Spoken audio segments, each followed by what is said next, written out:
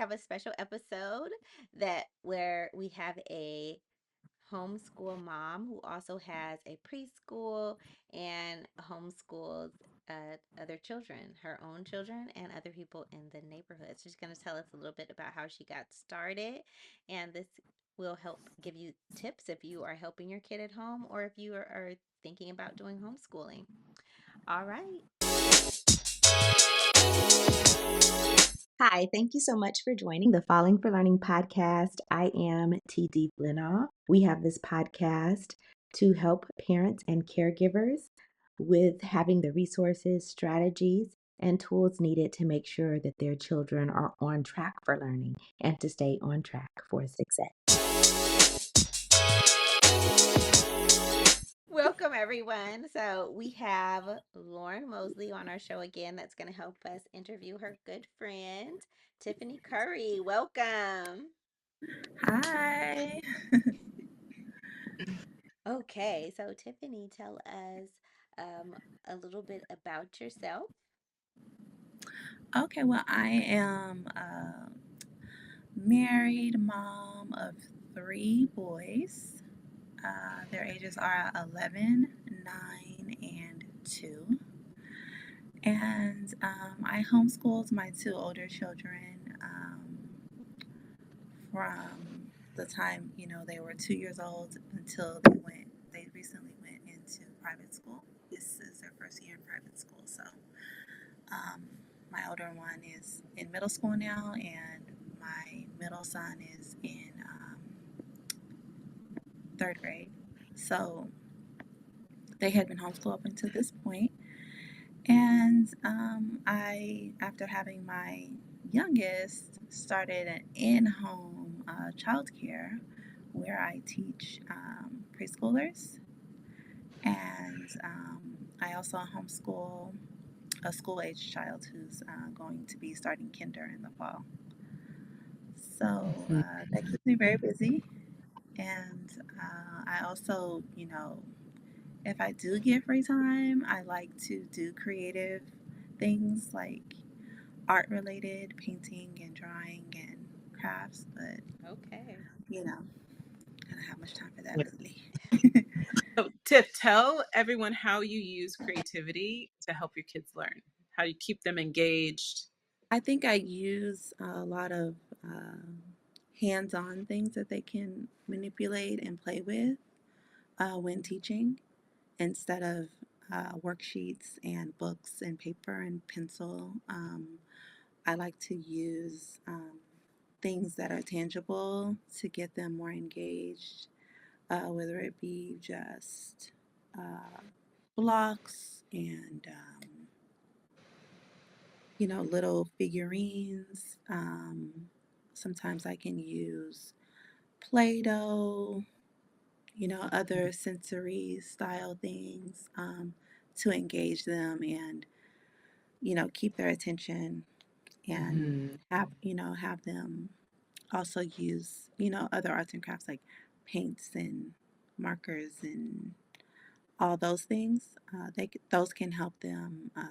I think that I use that also to help with just making it more creative. And I get a lot of ideas, from websites on how to make games and like just making it fun.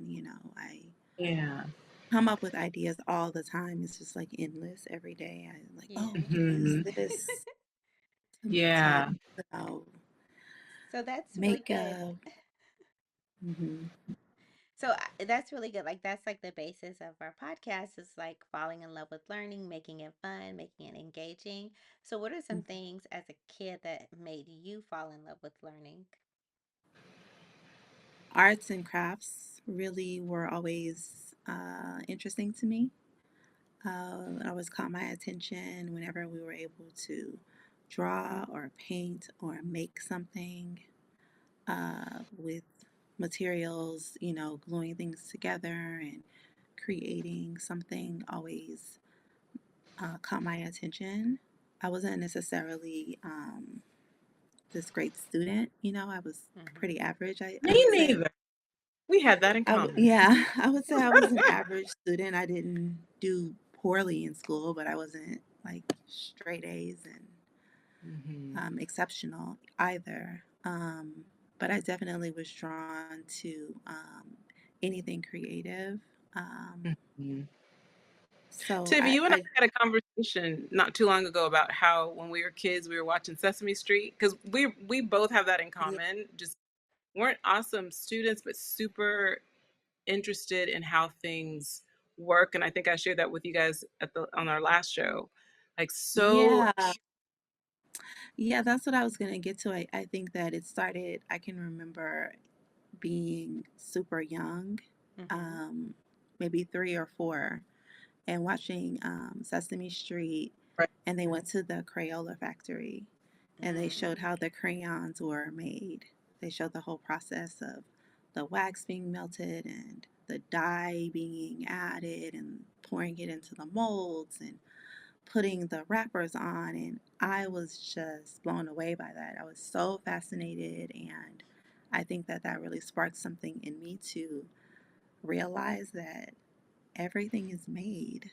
Like, Yeah. wow, oh, like this stuff didn't just appear. Like, it was made like either in a factory or it was made by someone by hand, or it was an idea of someone and they created it. So I've always been really drawn to the process of creating something, whether Mm. it's cooking or you know teaching a child, coming up with an activity for them to do to learn, to, help them in that way. So I've always just been drawn to the whole creative process of just Mhm. the idea of making something from Wow. nothing. I remember that, Yeah. as well from Sesame Street. I do remember that. That was Yeah. fascinating. Um, Right. yeah, so you already told us like how this, that idea about making and creating and arts and craft, how it goes into what you do right now. Can you tell us like a little bit about your background, like what got you into teaching kids and being successful at it? Basically, it started with my own children. Mm-hmm. So I started teaching my um, oldest son. Like I said, he when he was around 2 years old, I stopped working and I was a full time mom, and I had my second son. So right around he was 2.5, I had my second son. So at that point, I wanted to be home full time with my children, and I just started teaching them right off. Their dad started reading to them when they were firstborn. So Okay. that was always a part of our family was already on that path of just teaching the kids from the very beginning. Mm-hmm. So once I stopped working, I just read more and more. I think, reading books was the beginning of our teaching journey for me, like teaching my kids. It started with just reading to them every day, multiple books a day. Mm. And then gradually it started into, teaching the alphabet and the numbers and the phonics. And it just kind of, snowballed. And then eventually we decided to homeschool. Okay. So I didn't start out on this journey from being a classroom teacher or going to school for education or anything of that nature. I am married to a teacher, Okay. so he's always been like the coach, the, kind of like the one to kind of help me, guide me along, Mm-hmm. and give input and accountability to make sure that we're, you know, doing things in a way that is helping them grow and get better and stay on, the right trajectory so that, Mhm. it's not